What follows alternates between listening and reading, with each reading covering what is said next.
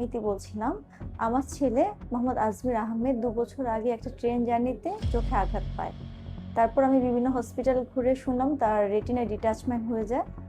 আমি অনেকের মাধ্যমে জানলাম ডক্টর আরিফ হায়াত খান পাঠান স্যার অত্যন্ত ভালো এবং অভিজ্ঞতাশীল ডক্টর।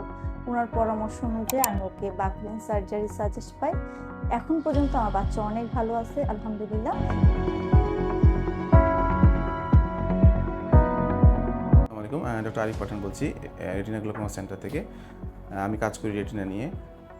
রেটিনা অনেক সময় ফেটে যেতে পারে। রেটিনা আমাদের চোখের পিছনে একটা পর্দা, যেখানে ছবি তৈরি হয়। যদি কোনো কারণে ওই পর্দা ফেটে যায় তাহলে মানুষ দেখতে পারে না।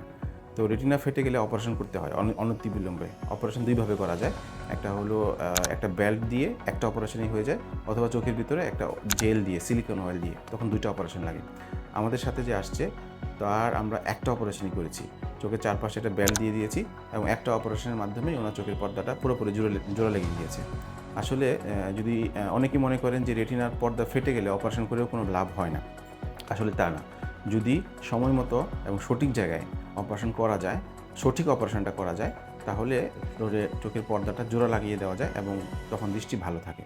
এজন্য যদি কখনো কারো রেটিনা ফেটে যায়, এটা খুব দেরি না করে দ্রুততম সময়ের মধ্যে রেটিনা স্পেশালিস্টের কাছে চলে আসতে হবে। যদি দেরি করে অপারেশন করা হয়, তখন রেটিনা জোড়া লাগলেও অনেক সময় ভালো দেখা যায় না।